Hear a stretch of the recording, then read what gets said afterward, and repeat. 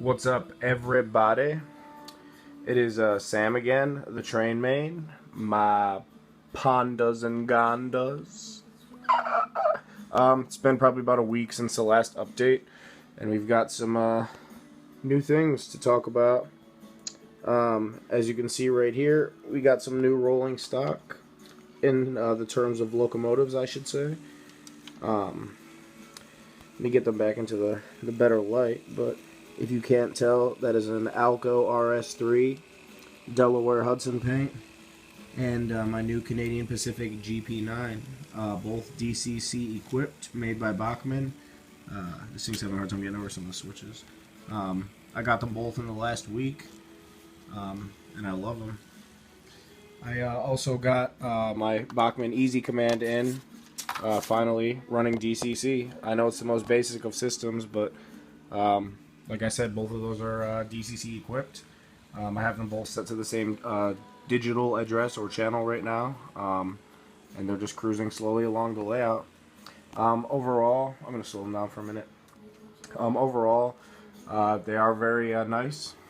The Alco's Bachmann, the GP9 is Atlas. They're both brand new. I haven't even taken the foam out of these railings yet. But yeah, I'm very happy with them. They're broken in now. I've ran them for a few days.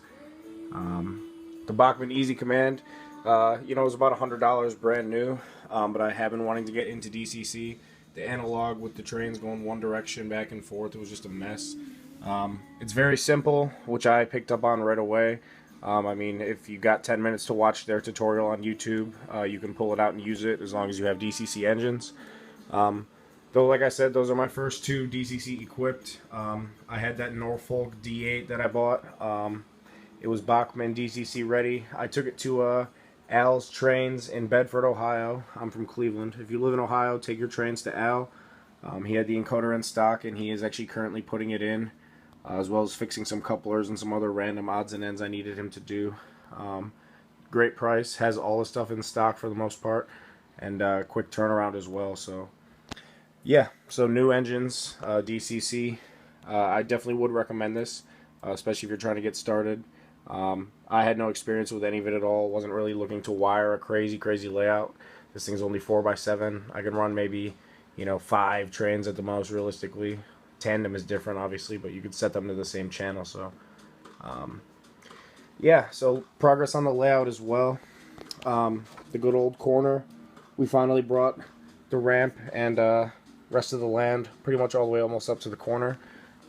I leveled it all off for the most part. I just got to get in there and sand it down and continue to taper this edge a little more, like tapering towards the edge of the table. Right here is a pretty good example, but it's just make it a little flatter right along this ridge line right here, just on the outside. And then did a lot more in here. The roadbed for the track coming off the trestle bridge. Started tapering out in here as well to make it more of like a gully type thing underneath.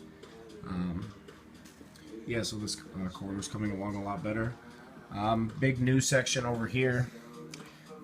We decided to put a tunnel on the lower section of the layout. So the switch is still here, obviously. It comes in, there'll be a bridge here. The track will be hidden a little bit behind this on top, and then it'll come back out right before it goes into this tunnel. And then down here, this mountain will come out and kind of separate this section, connect all up into here, and this lower line will go into this tunnel over here. We were just thinking about adding something into this section because it was all just straight top and bottom the whole way across, and I kind of got bored with it. And so I think it's going to be nice because, like I said, it'll help us fulfill out all this land to be able to make it more 3D.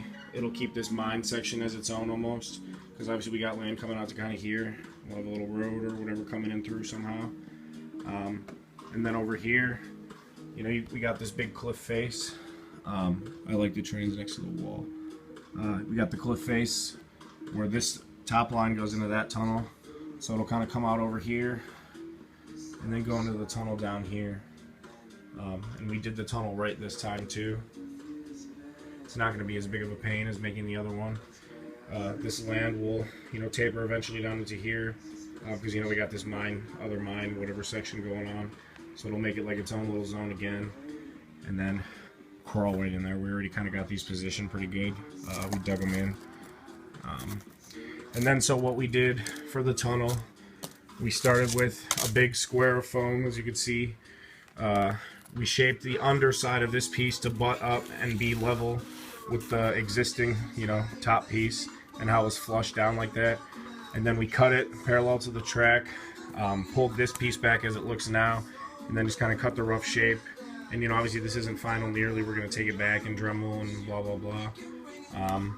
And then obviously we still have plenty left, so this piece is shaped to taper, you know, into that piece. If you can see, I can show you from, you know, when it's all Dremel together, it's going to look like one big, you know, unit. It's going to be nice.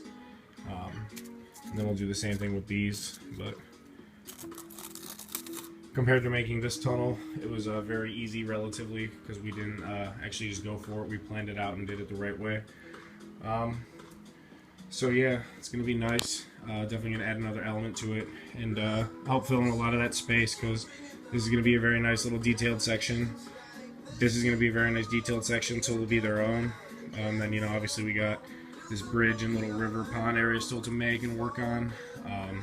This section's getting there, almost done. Potentially could be start painting and doing ballast ground cover potentially soon. I also came across this little building right here. I bought it thinking it was big enough for this door to be able to fit gondolas and other things, the way the picture looked. It was deceiving. The guy gave me $5 back because I complained. So I'm just going to use it as part of one of the mine scenes. It's got like these little detailed broken windows and whatnot. I'm going to take some sandpaper and some paint and make it look a little older too, as well with my other buildings. So yeah, I guess I could give you a little run-by vid of the new brothers in action. GP9 and Alco RS3. The GP9 is Canadian Pacific, and the Alco is Delaware and Hudson. And if you haven't watched my last video, I got a Norfolk Southern D8. Like I said, that is actually at Al's Trains in Bedford, Ohio. Shout them out because they have the best scale event selection in Northeast Ohio, at least. The guy's got great knowledge. Shout out to all my new subscribers. New England Central Rear Order, Vermonter Rail Fan, my dude. Ryan, that's my dude. And then yeah, a couple other people hit me up. Let me know what's good. Subscribe, like, comment. Hit you guys back in a few days once we start continuing on with this whole new realm, and that'll really bring all this stuff all together. So we shall see where that takes us. Yeah, so yeah, again, subscribe, like, any tips or tricks, Tony Hawk style, let me know. Or if there's anything you want to know that how I'm doing, let me know and I'll fill you in. And if you want me to check out your videos, let me know. And yeah, subscribe. Shout out to Shoe Nice too, because that's my dude for life. Alright, well yeah, we'll see you soon. It was the train main. Wow.